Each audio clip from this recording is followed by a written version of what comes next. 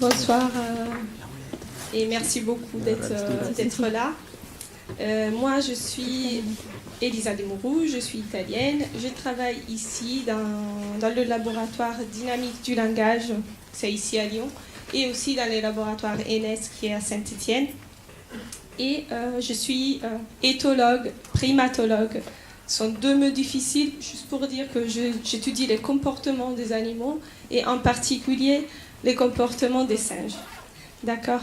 J'ai un peu adapté le titre de cette conférence sur mes thématiques. Et dans mon titre, vous pouvez trouver les 3 mots-clés qui caractérisent ma recherche. C'est la communication. Ce sont les bonobos, c'est l'espèce que j'étudie. Et j'étudie la communication dans un contexte particulier, qui est le contexte du jeu. Tout d'abord, on commence par dire les bonobos, c'est qui ? Je ne sais pas si vous les connaissez, cette espèce. Les bonobos font partie de la famille des grands singes, comme nous. Et avec les chimpanzés, c'est l'espèce vivante la plus proche de l'homme. En particulier, nous, avec les bonobos et les chimpanzés, on a partagé un ancêtre commun il y a à peu près 7 millions d'années. Bonobos et chimpanzés, ils vivent dans la zone tropicale de l'Afrique. Mais comme vous pouvez voir ici, en gris, vous voyez les chimpanzés. Vous voyez, c'est très répandu géographiquement.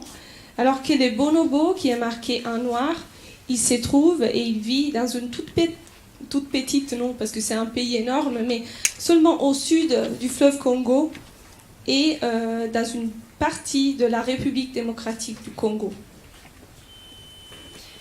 Les bonobos est beaucoup moins connu que les chimpanzés et il est aussi beaucoup moins étudié.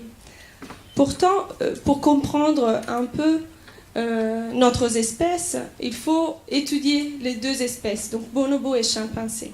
Parce que, comme vous pouvez voir dans ces tableaux, vous voyez que si on prend des caractéristiques humaines et on va les chercher chez les bonobos et les chimpanzés, on va trouver des caractéristiques qui sont partagées soit avec les chimpanzés, soit avec les bonobos. Donc ça montre bien que c'est important d'étudier bonobos et chimpanzés pour comprendre notre parcours évolutif. Et je vous montre juste que les jeux sociaux chez les adultes est typique de notre espèce comme des bonobos.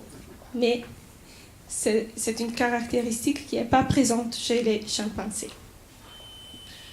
Bien sûr, chimpanzés sur la gauche et bonobos sur la droite, ce sont deux espèces qui sont très proches phylogénétiquement et donc ils montrent des caractéristiques qui sont partagées. Les deux espèces vivent dans des systèmes et dans des groupes qui sont multimâles, multifémelles et avec un système social qui s'appelle fission-fusion. Je vais vous dire, bonobos et chimpanzés, ils vivent dans des grandes communautés d'individus où il y a plusieurs mâles et plusieurs femelles qui vivent tous ensemble. Mais c'est dans un système qui s'appelle fission-fusion. Ça veut dire que c'est pas vrai que tous les individus ils se déplacent en même temps et ils restent ensemble tout le temps. Ils vont plutôt créer des sous-groupes qui vont changer très fréquemment de composition. Ça, c'est le système fission-fusion et c'est le système qui est le plus complexe d'un point de vue social. Et ça, c'est le même système pour les bonobos et pour les chimpanzés. Bonobos et chimpanzés montrent philopatrie des mâles et dispersion des femelles. Ça veut dire quoi ? Ça veut dire que si on prend des communautés, donc des grands groupes, les femelles, elles vont partir une fois qu'elles atteignent la maturité sexuelle. Donc les femelles qu'on va retrouver dans une communauté, elles ne sont pas apparentées. Par contre, les mâles, donc c'est la philopatrie des mâles, les mâles ils vont rester dans la communauté où ils sont nés, pour toute la vie. Et d'un point de vue général, on peut dire que si on a un système comme ça, en général, la coopération, elle va être plutôt sur les côtés des mâles, parce que c'est les sexes qui vont rester dans la communauté d'origine. Et ça, c'est très vrai pour les chimpanzés. En effet, on trouve des mâles chimpanzés qui sont très liés entre eux. Ils forment des alliances, des coalitions, ce qui leur permet d'avoir une hiérarchie des mâles. C'est les sexes dominantes chez les mâles. Par contre, chez les bonobos, c'est pas comme ça.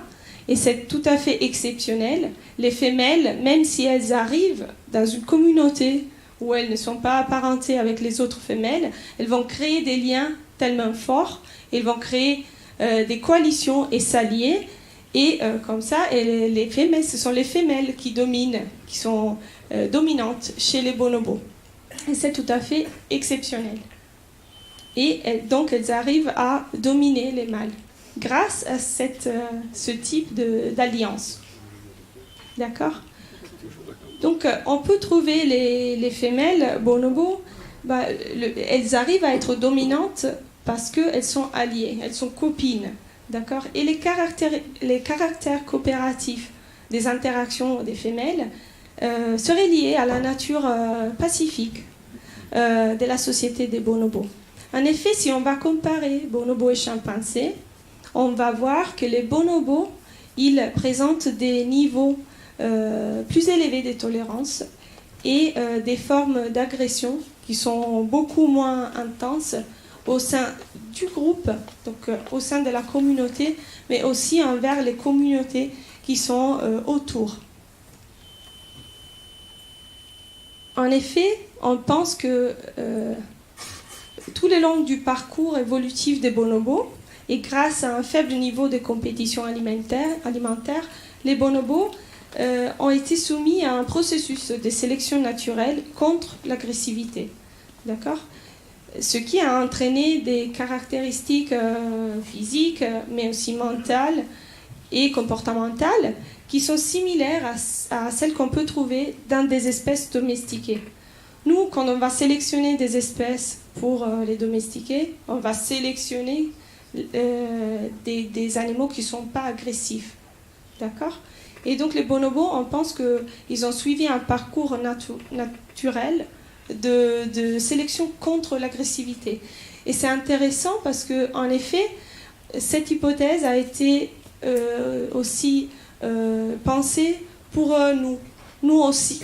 On pense qu'on s'est auto-domestiqué. Donc l'homme a domestiqué l'homme. Dans le sens où nous, on n'a pas favorisé des individus très agressifs. D'accord ? C'est clair, tout ça ? C'est général. Hein ? Alors, les bonobos, entre ils montrent beaucoup de caractéristiques qui sont liées à la tolérance sociale. Et une des caractéristiques est les jeux sociaux. En effet, les bonobos, c'est un singe qui aime beaucoup jouer. Et on trouve les jeux sociaux même chez les adultes, ce qui est exceptionnel chez les animaux. Donc, deux mots pour dire les jeux chez les animaux. Donc, c'est quoi ? Je suis sûre que vous reconnaissez un animal qui joue. C'est très facile de reconnaître ses comportements. Mais très peu de scientifiques ont tenté de définir ces comportements. C'est difficile. Désolée. C'est difficile, mais on a quand même des caractéristiques. On pense que les jeux, il n'est pas lié à la survie immédiate des animaux. C'est un comportement qui est autosatisfaisant et volontaire. C'est un comportement qui est caractérisé par la répétition des actions. Et les animaux, ils jouent quand ils sont dans un contexte détendu et bien nourris, les animaux. D'accord ? On pourrait dire que les jeux, c'est une activité qui semble être sans but. En effet, c'est pas vrai. C'est juste que les jeux ont tellement de fonctions différentes que c'est très difficile de donner une définition qui soit exhaustive. Ça existe comme mot en français ? Très bien. Pour tous les types de jeux. Parce que ça dépend beaucoup, la fonction du jeu, ça dépend de l'espèce, ça dépend de l'âge, ça dépend du sexe des animaux. Donc c'est vraiment un comportement multifonctionnel. C'est difficile à décrire et à définir aussi parce qu'on n'a pas des comportements qui sont exclusifs du jeu. Quand les animaux, par exemple, ils jouent à la bagarre, bah, ça, ce sont des actions qu'on peut trouver dans les contextes agressifs. Donc, ce n'est pas l'action en soi, c'est plutôt la façon dont l'action elle est performée qui définit les jeux. Et on peut trouver différents types de jeux. Les animaux, ils peuvent jouer à des jeux solitaires, ils peuvent jouer à des jeux sociaux, et ils peuvent jouer soit avec, soit sans objet. Et en particulier, moi, je m'intéresse aux jeux sociaux avec ou sans objet. Je vous montre des bonobos qui jouent. Ce sont 2 mâles adultes. Et bientôt, vous allez voir que c'est un jeu social avec un objet. Vous voyez le mâle qui est derrière, il a une noix de coco. Donc les jeux, c'est d'essayer d'attraper cette noix de coco. Donc c'est vrai qu'il s'échappe, mais il ne court pas vite. Et les animaux, ils restent très connectés. Et vous voyez, ils courent, mais très lentement. Ils montrent l'objet. L'autre, il fait semblant de l'attraper.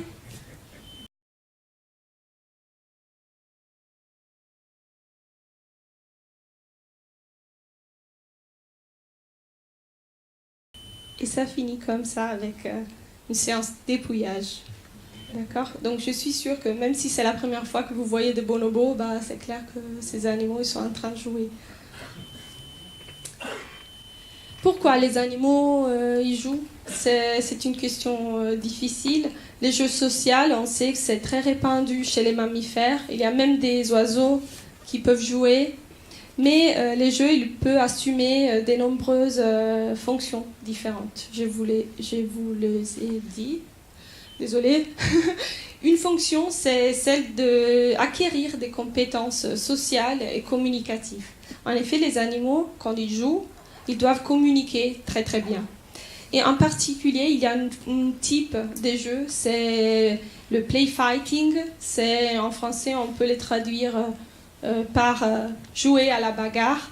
Quand 2 animaux ils jouent à la bagarre, bah, il faut vraiment communiquer très bien. C'est un équilibre très subtil entre compétition, donc acte agressif, et coopération. Les animaux ils doivent coopérer pour pouvoir continuer à jouer. Donc il faut vraiment très bien équilibrer ces 2 forces coopératives et compétitives. Donc les animaux, quand ils jouent, ils utilisent énormément des signaux. Un signal, c'est un trait comportemental ou physique qui a évolué pour communiquer quelque chose. Et les animaux, quand ils jouent, ils peuvent utiliser soit des signaux qui sont spécifiques au jeu, soit ils peuvent utiliser des signaux qui sont présents aussi dans d'autres contextes. Et des signaux qui peuvent avoir une charge émotionnelle, donc être la réponse d'un état émotionnel, ou des signaux qui sont intentionnels, donc émis volontairement par l'animal. Donc je vous montre comment les bonobos ils jouent à la bagarre.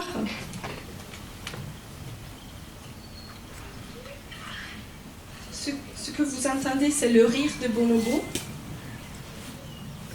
Ici, c'est une séance polyadique, donc avec beaucoup de joueurs qui sont des jeunes, des enfants, des ados et des adultes qui jouent tous ensemble. C'est clair qu'ici, l'adulte il doit très bien se restreindre pour ne pas blesser les petits.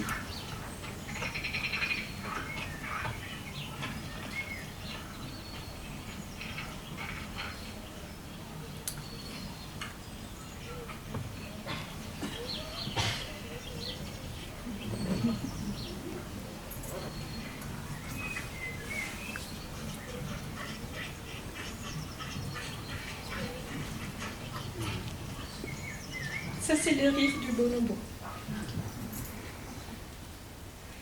C'est pas facile pour des bonobos adultes jouer avec des petits, surtout si ce sont des mâles adultes. Parce que s'il y a le petit qui crie, bah, ce mâle, il va se faire chasser par toutes les femelles du groupe. Donc il faut faire attention. C'est sérieux, les jeux chez les bonobos. Donc jouer, mais sérieusement. Jouer à la bagarre est la forme la plus difficile, la plus risquée du jeu, car ce type de jeu peut facilement dégénérer dans une vraie agression si les joueurs n'arrivent pas à bien communiquer leurs actions, et même vraiment c'est hyper important parce que ça peut avoir des conséquences réelles, comme les enfants chez nous. Et c'est intéressant parce que si un jeu dégénère dans une agression, on peut même étudier toute la partie qu'on appelle post-conflictuelle. Donc on peut étudier le conflit et on peut étudier toutes les dynamiques sociales qui sont autour du conflit.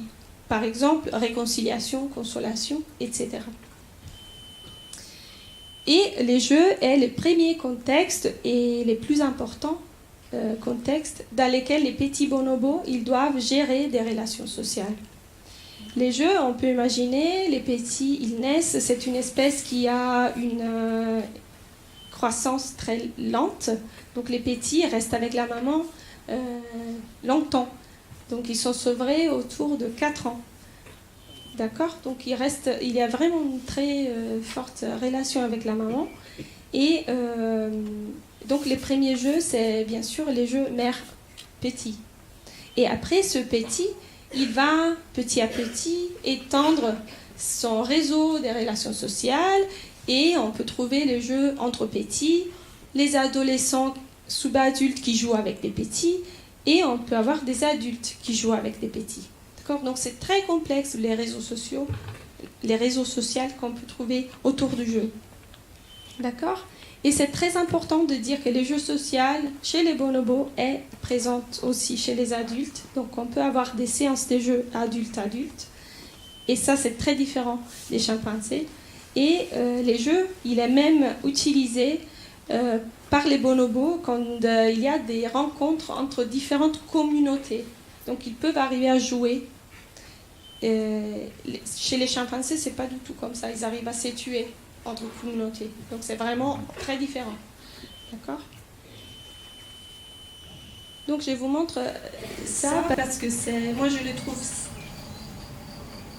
très sympa comme vidéo parce qu'on peut vraiment se reconnaître. C'est une maman, sauf qu'elles ont les pieds qui sont des mains, donc ça on ne peut pas se reconnaître. Mais vous voyez, c'est une petite fille de 8 ans. Et vous voyez, la maman, elle fait exactement le même jeu qu'on fait nous avec les enfants. Et ici, vous pouvez voir la répétition. C'est quelque chose de très typique.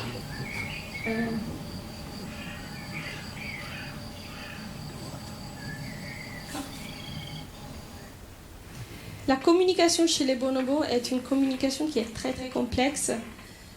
Déjà, on a dit la complexité sociale, elle amène à avoir une complexité de la communication.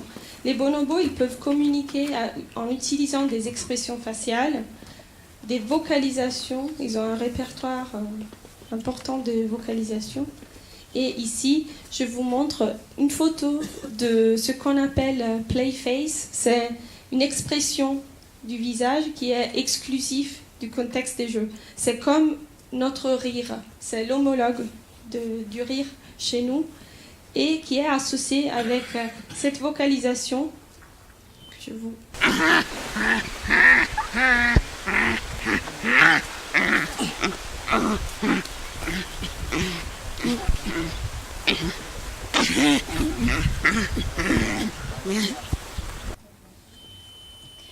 Expression faciale et vocalisation sont plutôt considérées comme des signaux liés à l'état émotionnel de l'animal.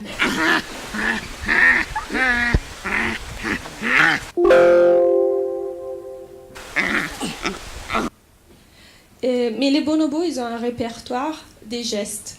Ce sont des signaux qui sont intentionnels, volontaires. Les gestes, on les retrouve seulement chez les grands singes.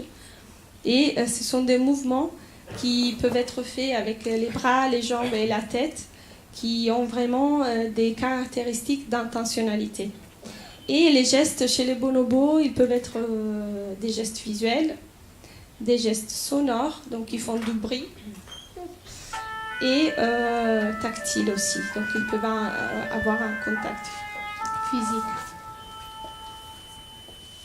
Mais aussi, il y a des postures et des mouvements qui ont quand même valeur communicative.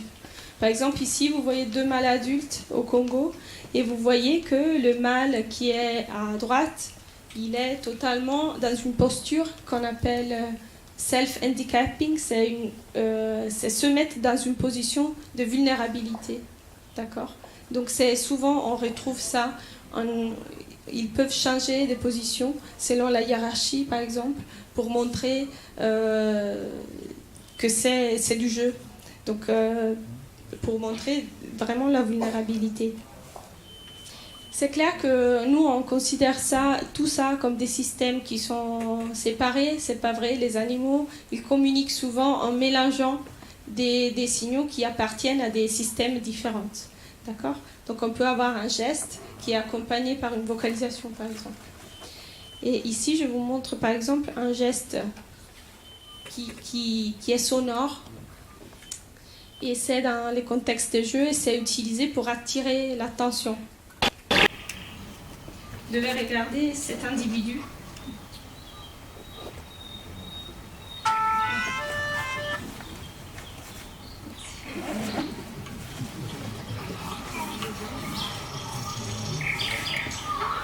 Merci.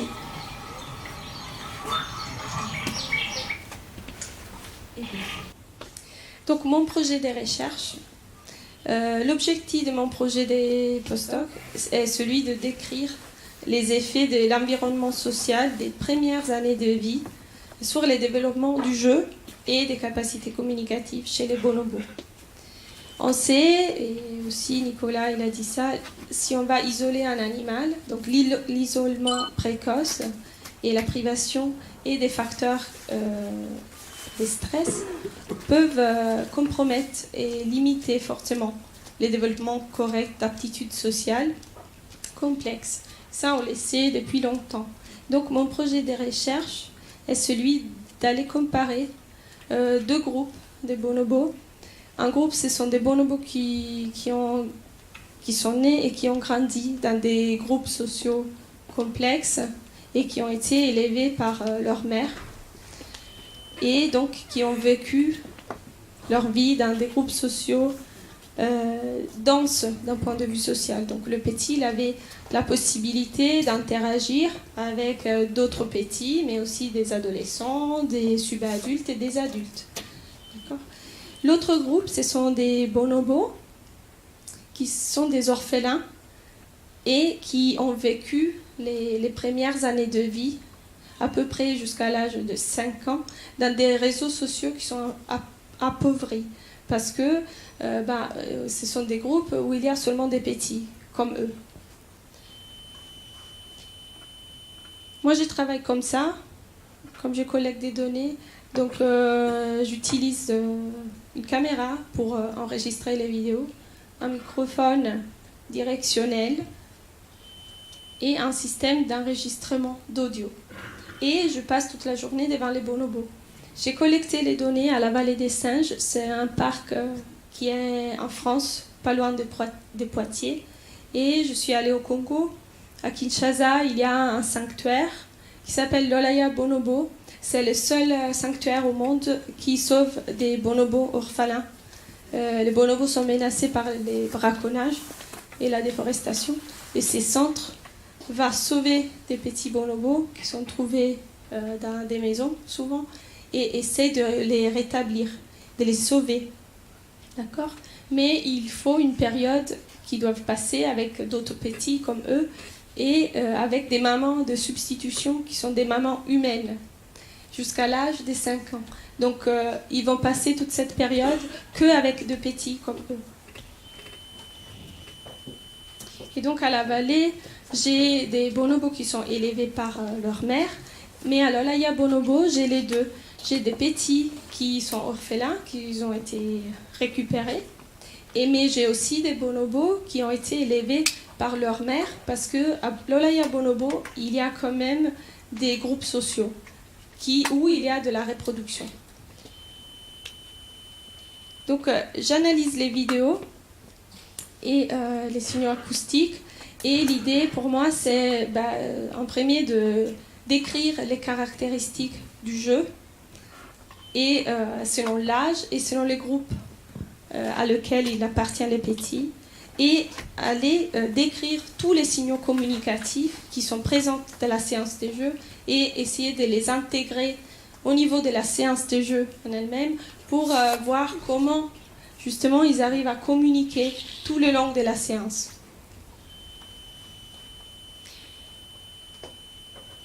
Donc pour conclure, les bonobos, on sait qu'il a un système qui est très sophistiqué, très compliqué. Ça, c'est lié au système social de la fission-fusion. C'est aussi lié à un système social qui est tolérant. Parce que si on a une hiérarchie qui est très rigide, il y a souvent des signaux ritualisés qui montrent, par exemple, dominance ou subordination. D'accord ? Dans un système tolérant, tout est très fluide, en effet. Et donc, on a encore énormément de choses à apprendre sur les bonobos. Comparé aux chimpanzés, ils sont beaucoup moins étudiés aussi. Donc, mon étude contribue à comprendre un peu l'influence de l'environnement social sur le développement des capacités communicatives et sur la capacité de s'engager dans des comportements qui sont collaboratifs. Et ça, c'est très important pour comprendre pourquoi nous, on est si collaboratifs que ça, comme espèce. Et d'un point de vue un peu plus large, l'effet que les bonobos avec les chimpanzés, ce sont les deux espèces vivantes les plus proches de l'homme, comprendre quelque chose sur la façon dont ils communiquent, ça peut nous aider aussi à éclaircir certaines questions qui sont encore là, qui sont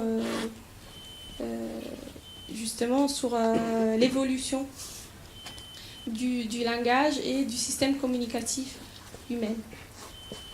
Donc, je veux remercier mes laboratoires, donc Dynamique du langage et ENS, le LabEx Aslan, parce que je suis postdoctorante au LabEx Aslan, les amis de l'association des amis de l'Université de Lyon, et mes collaborateurs, surtout François Pellegrino et Florence Levrero. Et je vous remercie. Et juste un petit mot qui est quand même très important. À Lyon, il y a une association qui s'appelle Femmes et Sciences. Et le but de cette association, c'est d'encourager les filles à commencer des parcours scientifiques. Donc, si vous avez des filles, des petites filles, c'est une bonne idée d'encourager ça parce qu'on a besoin de ça. Et merci beaucoup.